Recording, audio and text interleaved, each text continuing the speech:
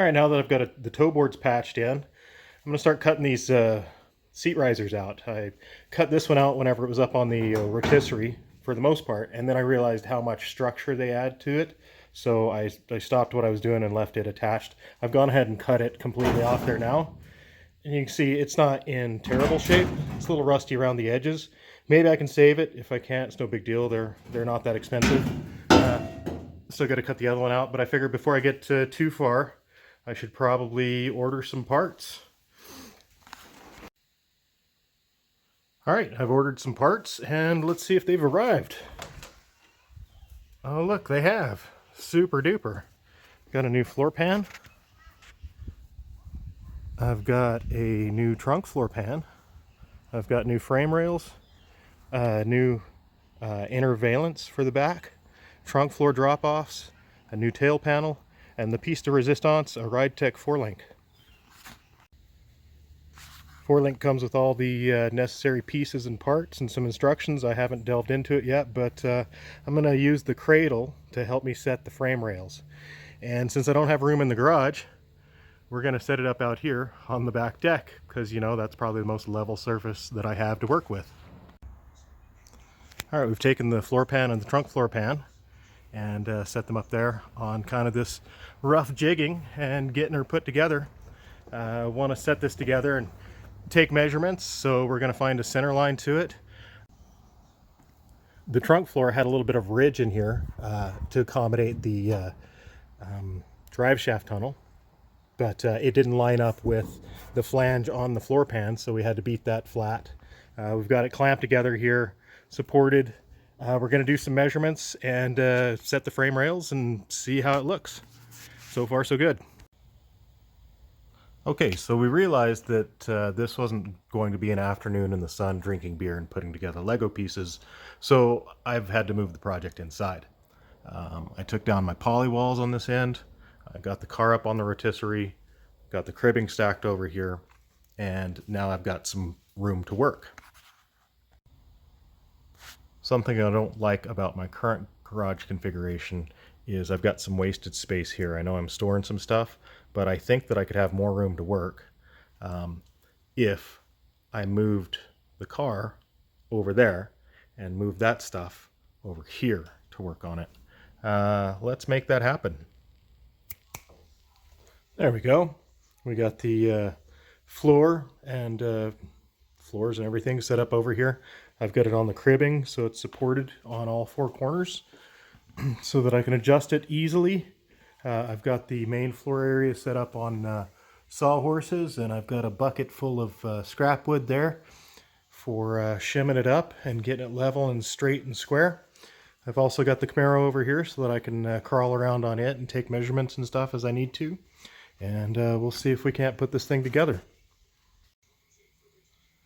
All right, what I'm doing now is I'm marking out a center line in both panels so that hopefully if I get on one end here and I can line up this panel with that panel along the center line, then I should be, you know, at least true in that aspect.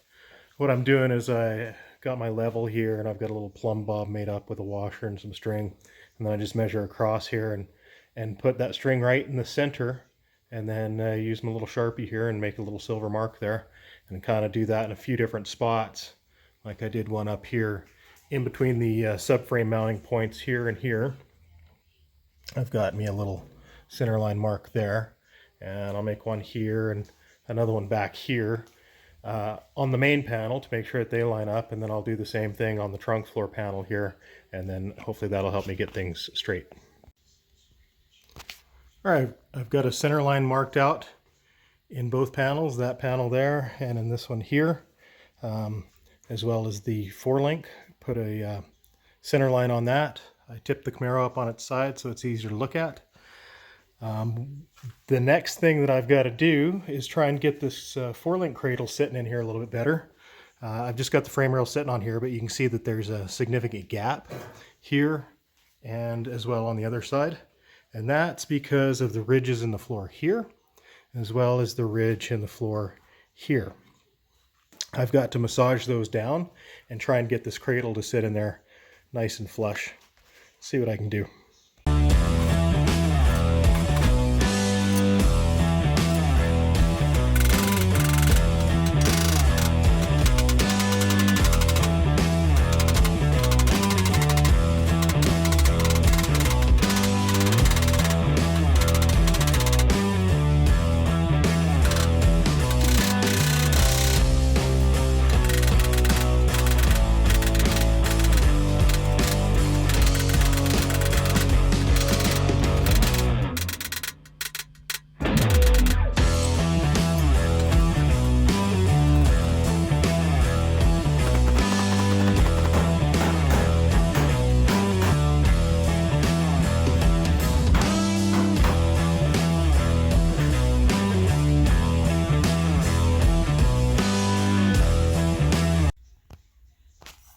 After a couple hours of beating on the thing, I think she's getting a lot closer. Not quite there yet, but she's getting closer. I see a little gap here between the cradle and the frame rail. Yeah, there's another little gap down there. Just needs, you know, not even a quarter of an inch. Yeah, like an eighth. It's looking good along this lip as far as almost being in there far enough. The back here is looking pretty good as far as being tight against the tank mounts for the fuel tank on either side. Beat in this little area here where these ridges were to get that out of the way.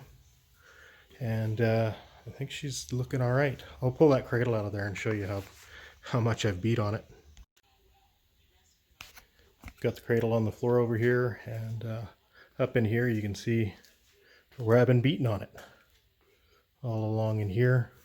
Just beat that down. I've probably got it down, you know, half an inch maybe. If even that. Yeah, cradle sits right along in here. Right there, and then as well across here, and then matches up to the frame rails on either side. She's looking pretty good, but until morale improves, the beatings will continue. All right, beating on this thing with my rudimentary caveman devices is time-consuming, labor-intensive, and not very much fun. I figured, you know what would work better is an air hammer with the proper attachment. And of course that proper attachment being some cheap Chinesium chisels from Amazon. Unfortunately, the shank on these things is a little too girthy for the inset of the air hammer. So as well, I'd like to make a crisp inside corner, you know, like the loser symbol. Yeah, nice crisp inside corner, and these rounded heads aren't really gonna help me do that. So I'm gonna make my own piece. Out of 1 inch, 1/8 inch thick angle iron.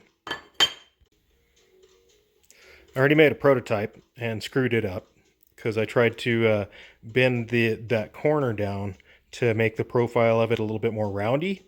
But as well as I welded the corners together, and yeah, it turned out poopy. So we'll try take 2. So I've marked the angle iron here inch over. Going to make it about 1 inch wide, and I just need to chop it off. There we go. We rounded off the corners a little bit, so we don't want anything sharp because it'll end up cutting the metal. And if I use that with a with this here rivet cutting bit, you'll see it'll fit right up in there. And I had tried this once before, and what happened was the air hammer slid off the side of it and punctured into the metal, and I'll show you that in a little bit. So what I want to do is just put a little bit of weld or a little something along the sides so that it's just wide enough to fit this chisel in, and then I'll have a nice inside corner piece that I can use with the air hammer. Let's see if it works. Okay, got the sides welded on it here. Let's give it the old test fit and see if the chisel fits in it. Come on, chisel, go in. Oh yeah, fits pretty good. A little bit of side-to-side movement, but not a whole lot. I think that'll work just fine. I'll grind this guy down and then we'll give her a try. All right, here's the area we're working on. As you can see, like, we're pretty close. We've just got a little bit of a gap there, got a little bit of a gap along here, and a little bit of a gap over here. I want to try and keep this area. Give me a second, I'll move this cradle.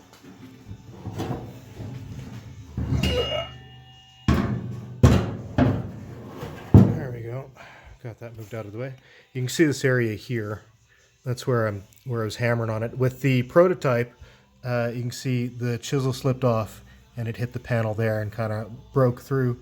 I'll clean that up a little bit, but I want to hammer this down and try and make this corner here as sharp on the inside as I can, so that hopefully that cradle will sit down in there nice and tight. We'll see what we can do.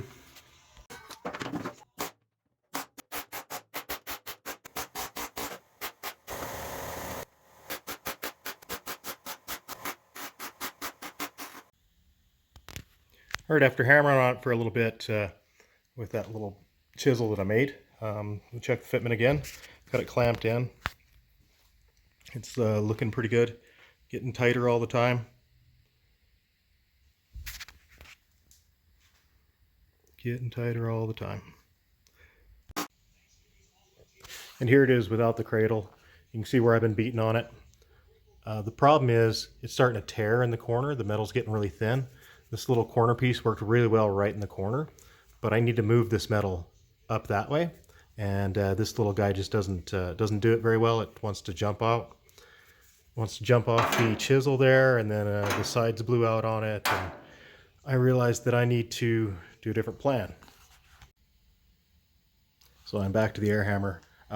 This is a cheap chisel set that I got off of Amazon, and unfortunately they don't fit very well.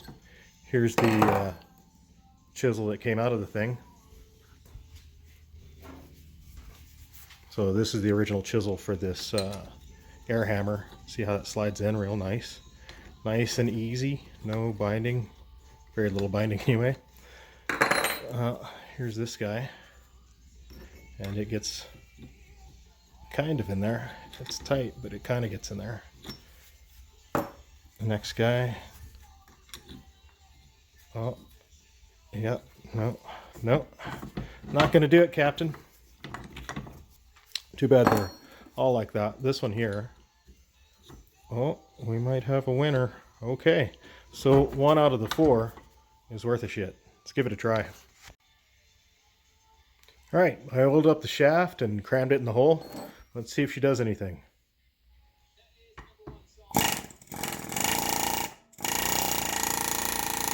Yeah, looks all right to me.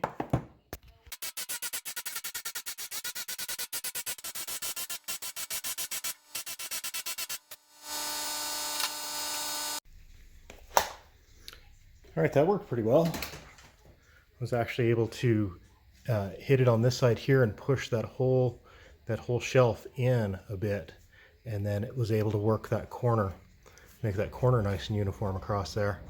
I liked it. I think it worked great. I was able to push it up all along there, push it down in the middle really well. You could actually see the metal moving. It's quite miraculous, really. Let's see how it fits. All right, I think I got that trough in there massaged down as much as I think I can, but there's still a little bit of a gap. It's no longer hitting down there, it's hitting here along this lip, right along the top here.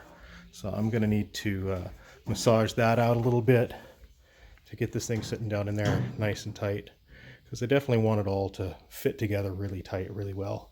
So let's see what we can do there. All right, it was frustrating me trying to get this thing lined up on the floor pan because it seemed like something was always hitting somewhere. So I figured I'd take a step back and get this thing lined up on the frame rails, square and kind of where I like it, and then mark where it needs to be sitting on these frame rails, and then try and do that so that I can always get it back in the same spot.